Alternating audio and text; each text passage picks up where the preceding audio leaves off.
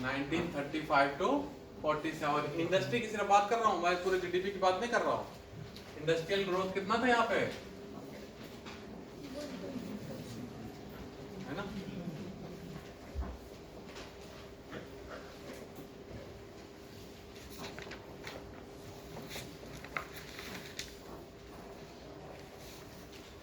Jump दिखा, है ना? तो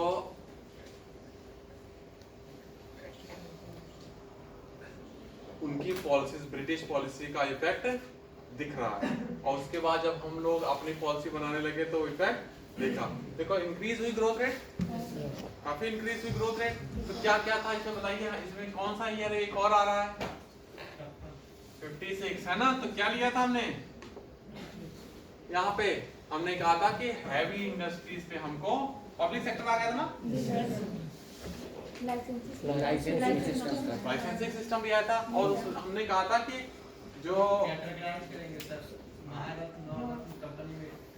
है ना, तो उसमें हमने क्या किया, हैवी इंडस्ट्री जो आपने ना ज्योग्राफी में पढ़ते हैं कि ये आयरन एंड स्टील इंडस्ट्री कब एस्टेब्लिश की गई, है ना? बोकारो स्टील प्लांट, ये दुर्गापुर प्लांट, वेस्ट बंगाल, इस तरह से हम लोग देखते हैं ना कि वो इसी पॉलिसी का क्या था, रिजल्ट था।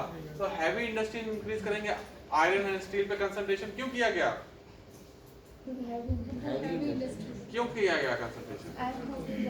जैसे हमने क्या शुरू में देखा था, इंडस्ट्रीज में भी जो हैवी इंडस्ट्री है वो क्या है, मदर ऑफ ऑल इंडस्ट्रीज। जब मशीनें बनेंगी तभी तो प्रोडक्शन होगा, हर फील्ड में क्या है, प्रोडक्शन होगा। तो हैवी इंडस्ट्रीज से हम दूसरी, कैपिटल बेस्ड इंडस्ट्री है, ये दूसरी इंस्ट्रूमेंट क्रिएट करेगी, उस इंस्ट्रूमेंट से क्या होगा, प्रोडक्शन होगा। जब मशीनें नहीं रहेगी तो प्रोडक्शन कैसे होगा? तो इन सब चीजों का रिजल्ट था जो यहाँ पे दिखाई दिया।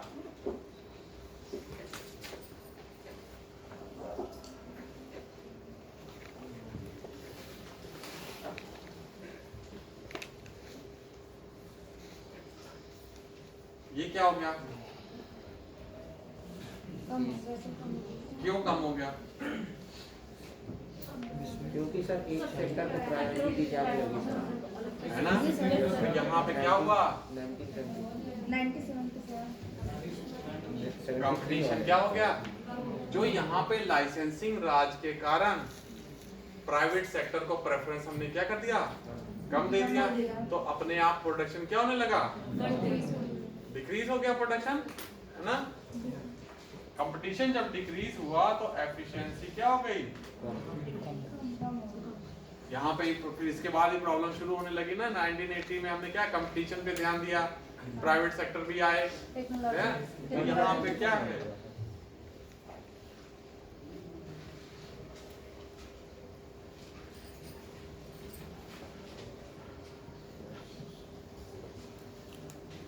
लाइसेंसिंग राज अपना क्या दिखाने लगा,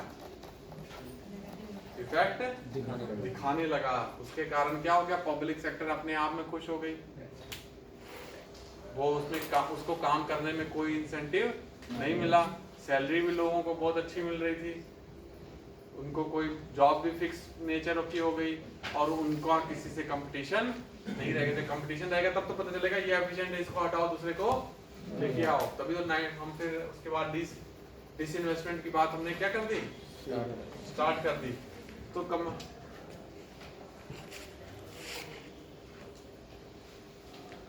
रेड टेपिज्म, है ना, लाल फीताशाही, है ना, फाइल ही नहीं बढ़ रही आगे, हम ऑब्स्ट्रक्शन क्रिएट करके नए रूल बनाते हैं। हाँ, ऑब्स्ट्रक्शन क्रिएट हुए, और ये मतलब कि एक फाइल को चलने के लिए करीब 50-50 मिनिस्ट्री से होके क्या है, जाना पड़ता था। तो उसकी कॉस्ट इतनी हो जाती थी कि वो इंडस्ट्री को इन्वेस्टमेंट करना या उसको रियलिटी में लेके आना क्या हो जाता था, अनसस्टेनेबल होता था। क्लियरली? तो इन सब के कारण क्या होगा, हमारा प्रोडक्शन क्या हो गया, डाउन हो गया। क्लियर है?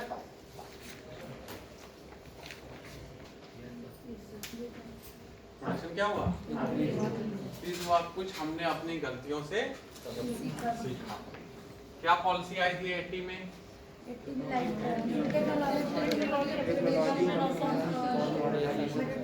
प्रोडक्शन इंक्रीज, तो उसमें क्या, और एक चीज और आई। अब देखिए यहाँ पे बात ये थी, प्रोडक्शन तो हमने इंक्रीज कर दिया, काफी इंक्रीज हुआ, लेकिन बात आती थी कि जो 1980 से 90 के बीच में जो प्रोडक्शन हुआ वो सस्टेनेबल था कि, बात यहाँ पे आई थी। एक्चुअली हुआ क्या कि गवर्नमेंट ने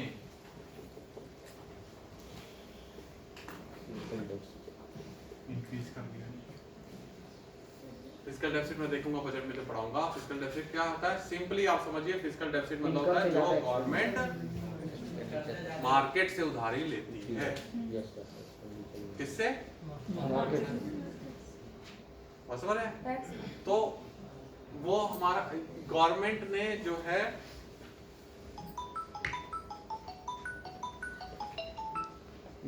अपना क्या किया, अपना एक्सपेंडिचर इंक्रीज कर दिया गवर्नमेंट, है ना। और इसके कारण क्या हो गया, मनी सप्लाई क्या हो गई, बढ़ गई। लेकिन क्या, अब मनी सप्लाई बढ़ गई तो क्या होगा,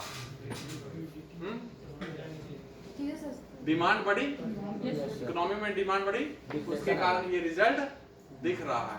लेकिन हाँ, जब डिमांड बढ़ेगी तो इन्फ्लेशन होगा या डिफ्लेशन होगा, कीमतें बढ़ेंगी कि घटेंगी, बढ़ेंगी, इन्फ्लेशन होगा। लेकिन हुआ क्यों, हुआ ऐसा, देखिए पहले डिमांड जब बढ़ी, क्या हुआ, जब डिमांड बढ़ी तो क्या होगा, जैसे मान लो किसी मैं दुकान पे जाता हूँ, तो जब उसका जब मैं उसके डिमांड करूंगा, उसका वो चीजें देंगे तो सप्लाई भी क्या कर देगा, वो बढ़ा देगा। डिमांड हुई तो सप्लाई, लेकिन मान लो उसका जब सामान खत्म हो जाएगा, खत्म होने लगेगा तो क्या करेगा, वो कीमतें बढ़ा देगा, है ना। और फिर धीरे धीरे सामान क्या हो जाएगा, खत्म हो जाएगा। फिर क्या होगा, अब दो काम कर सकता है वो, क्या कर सकता है, या तो प्रोडक्शन और कराए, और नहीं तो सिर्फ कीमत ही बढ़ाए, बढ़ती जाएगी कीमत ना।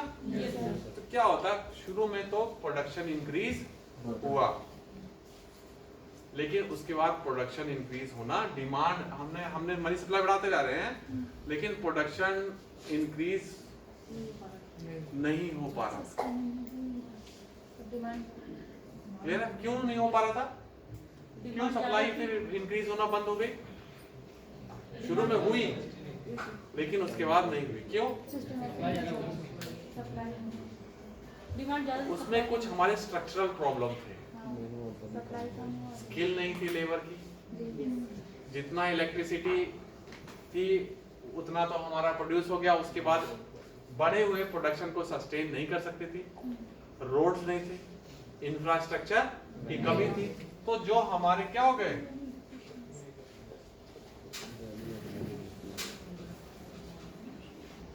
इंस्टीट्यूशनल प्रॉब्लम्स थी, जिसके कारण सप्लाई बढ़ नहीं पाई, है ना। इंस्टीट्यूशनल प्रॉब्लम मतलब जैसे इंफ्रास्ट्रक्चर हो गया, स्केल हो गया, और जितनी भी फैसिलिटीज होती हैं, जो भी फोर्सेस होते हैं जो प्रोडक्शन को इंक्रीज करा सकती हैं, वो नहीं हो पाई। तो हमारा सप्लाई शुरू में इंक्रीज हुआ, लेकिन उसके बाद इंक्रीज नहीं हुआ, तो ये क्या कर देगा,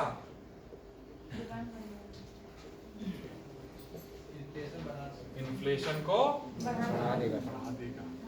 तो देखिए अभी मैंने कहा था फिस्कल डेफिसिट क्या, गवर्नमेंट जो मार्केट से उधार लेती, लेकिन उस समय ये था कि गवर्नमेंट जो आरबीआई से भी लेती थी वो भी इंक्लूड करते थे। अब गवर्नमेंट ने कहां से पैसा लिया, आरबीआई से लिया, और आरबीआई ने कैसे कर दिया, पैसे छाप के दे दिए, उसके कारण डिमांड बढ़ गई, डिमांड बढ़ गई तो सप्लाई बढ़ गई, लेकिन एक लिमिट के बाद क्या, सप्लाई नहीं बढ़ी और इन्फ्लेशन बढ़ने लगा।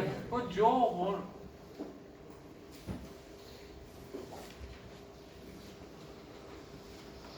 जो गवर्नमेंट ने आरबीआई से उधारी ली और आरबीआई ने पैसे छाप के दे दिए, वो क्या हो गया, मोनेटाइजेशन हो गया। सप्लाई मनी की इंक्रीज हुई, सप्लाई इंक्रीज हुई, लेकिन शुरू में प्रोडक्शन इंक्रीज हुआ, लेकिन बाद में प्रोडक्शन इंक्रीज नहीं हुआ। इस मोनेटाइजेशन ने क्या इंक्रीज कर दिया,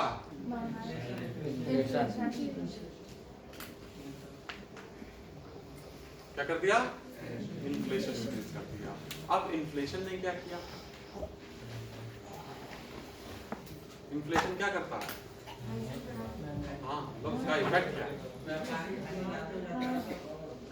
जैसे मान लीजिए जो सबसे गंदा इफेक्ट क्या पड़ता है इन्फ्लेशन का, किस पे पड़ता है? पॉवर्टी। मैं जो कोई सामान लेने जा रहा हूँ, मैंने मान लो अगर कोई वेजिटेबल हम लेने जा रहे हैं, पहले 50 रुपए किलो थे, अब 70 किलो हो गई, तो क्या हो गया?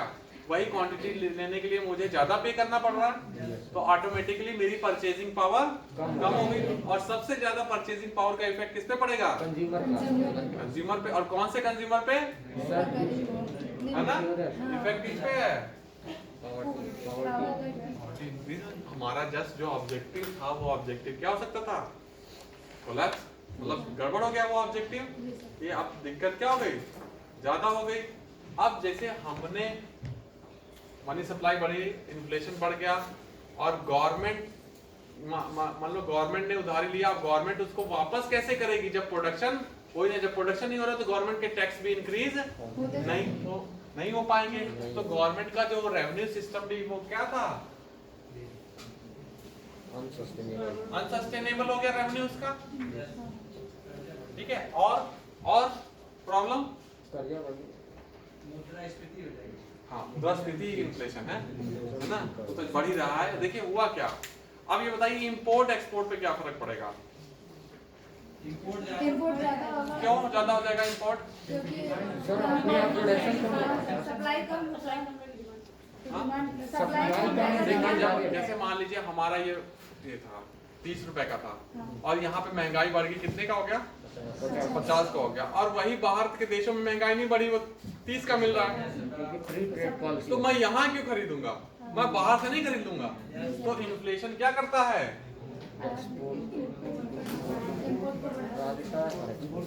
और एक्सपोर्ट क्या हो जाएगा? भाई महंगी चीज वहां क्यों लेगा कोई?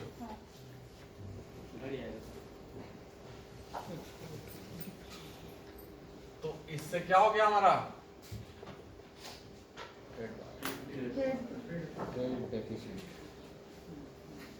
है ना, ट्रेड डेफिसिट क्या हो गया? बढ़ गया। जैसे क्या हमने कहा, एक्सटर्नल सेक्टर में विदेशी व्यापार में क्राइसिस आ गया था, है ना। 1991 में क्या हुआ, है ना, कि हमारे पास कितने, सिर्फ 2 हफ्ते के पैसे बचे हुए इंपोर्ट करने के ना, वो पीक आ गया था। तो कहने का मतलब है कि इस पॉलिसी ने प्रोडक्शन तो इंक्रीज किया, लेकिन उसके कॉन्सिक्वेंसेस झेलने पड़े। तो ये कैसा था प्रोडक्शन इंक्रीज? क्लियर है? कैसा था? अनसस्टेनेबल। तो अब क्वेश्चन कई बार आता है कि अगर इन्फ्लेशन इंक्रीज हो जाता है तो इंपोर्ट बढ़ता है कि एक्सपोर्ट? क्लियर है? आप वैसे सोचेंगे, फिर मैं आपको बताऊंगा आगे, फिर एक्सचेंज रेट पे भी जाऊंगा। एक्सचेंज रेट पे देखेंगे डॉलर और रुपए में कैसे कीमतें निर्धारित होती है, वो सब देखेंगे। लेकिन अभी समझ गए ना कैसे इंपोर्ट बढ़ रहा है? जब कीमतें बढ़ जाएंगी तो हम यहाँ से क्यों खरीदेंगे, हम बाहर से सस्ती चीजें खरीद लेंगे, तो वो हो जाएगा। तो ये प्रोडक्शन इंक्रीज हुआ, लेकिन इस प्रोडक्शन इंक्रीज में सस्टेनेबिलिटी एलिमेंट नहीं था। इसलिए हम लोग कहाँ हैं, हमको 1991 की फिर लेके आना पड़ा। ठीक है, फिर हमने रिफॉर्म किया।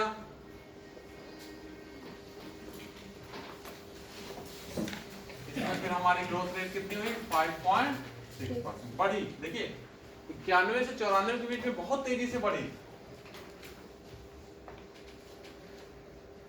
करीब कितनी पहुंच गई थी? 13%। अचानक से हमको लगा जो लिबरलाइजेशन हम लोगों ने किया उसका इफेक्ट बहुत ज्यादा दिख रहा है, लेकिन किस्मत फिर खराब। फिर वहां पे साउथ ईस्ट एशियन क्राइसिस आ गए थे, फाइनेंशियल क्राइसिस, तो उसके कारण जो है कम हो गया। और एंड रिजल्ट कहाँ आया, तो हम लोग उसमें देखेंगे 13% इंक्रीज हुआ।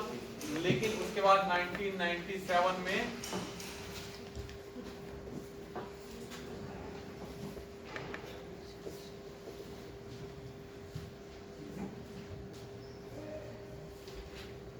क्राइसिस आए, उसके कारण हमारा प्रोडक्शन क्यों डिक्रीज हो गया? उनसे क्या मतलब हमको? इकोनॉमी आपस में कनेक्ट रहती है ना किसी न किसी तरह से। हमारा एक्सपोर्ट, हम वहां से इंपोर्ट भी करते थे, और धीरे धीरे हमारा जो है जो एशियन रीजन से हमारा ट्रेड क्या हो गया, इंक्रीज होता गया। तो जब वहाँ की इकोनॉमी को अफेक्ट किया है तो वो हमारी इकोनॉमी पे भी उसका असर दिखा। तो इस पीरियड के ड्यूरिंग दिस पीरियड यहाँ पे शुरू में इंक्रीज हुआ, लेकिन उसके बाद फिर प्रोडक्शन क्या हुआ, डिक्रीज हुआ। 1997 से 2000 के बीच में 4% ग्रोथ उस समय इंडस्ट्री की हुई। तो नेट रिजल्ट कहाँ आया, 5.6। लेकिन तब भी ये पहले से क्या था, बेहतर था, सस्टेनेबल। तो अब जैसे हम एक क्वेश्चन आता है कि 1991 की जो इंडस्ट्रियल पॉलिसी थी उसका रिजल्ट क्या रहा, क्या वो पॉलिसी सही डायरेक्शन में थी कि नहीं थी। तो उसका हम लोग ऐसे बताएंगे कंपोनेंट देख के कि ये पॉलिसी थी, यहाँ इंक्रीज किया, इस सेक्टर में नहीं इंक्रीज किया, ठीक है। तो हम लोग इससे क्या क्या पता चलता है, देखिए कि शुरू में जब हम आए तो 1990 जो 56 की पॉलिसी थी उसने हमारा प्रोडक्शन इंक्रीज किया, लेकिन उसके कुछ एलिमेंट थे, वो एलिमेंट जिसने कंपटीशन को डिस्टॉर्ट किया, वो जो निगलेक्ट किया हमने, किसको, प्राइवेट सेक्टर, प्राइवेट सेक्टर को जो निगलेक्ट किया वो हमारे लिए क्या हो गया, कॉस्टली पड़ गया। फिर वहां से हमने टेक्नोलॉजी अपग्रेडेशन की, कंपटीशन की, मॉडर्नाइजेशन की बात शुरू की। लेकिन हम लोग क्या सोचते हैं, हम लोग तब भी बेसिक एलिमेंट पे ध्यान नहीं दे रहे थे कि बेसिक एलिमेंट को इम्प्रूव किए। हम लोग सोचते हैं कि जल्दी जल्दी इसको चीजें, हमने सोचा कि प्रॉब्लम कहाँ है, डिमांड पे। प्रॉब्लम कहाँ आ रही है, डिमांड पे। तो हम लोगों ने फिस्कल डेफिसिट इंक्रीज करके उधारी ली। उधारी मार्केट से भी लेते तो कोई इतना गड़बड़ नहीं था। मैं आगे बताऊंगा कि फिर आरबीआई और गवर्नमेंट में एक करार हुआ कि गवर्नमेंट आरबीआई से डेप्ट नहीं लेगी, लेकिन अगर लेगी तो बहुत ही हाई इंटरेस्ट पे लेगी। उसको कहते हैं WMA, ways and means advance. उसमें एक फिक्स पीरियड में गवर्नमेंट को आरबीआई को वापस करना था चीजें, क्योंकि यहाँ उस समय क्या था, उस समय कोई नहीं, जितना उधार लेना हो ले लो।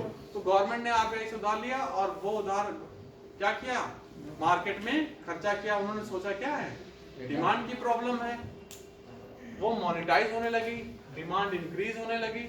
लेकिन जब डिमांड इंक्रीज हुई तो कुछ हद तक सप्लाई इंक्रीज हुई, लेकिन जब कंस्ट्रेंट अपने आप में दिखने लगे, क्वालिटी ऑफ एम्प्लॉयमेंट, रोड्स की, इलेक्ट्रिसिटी की, ये जो सारे कंस्ट्रेंट है जो अपने आप में आने लगे, तब उसने सप्लाई कम हो गई।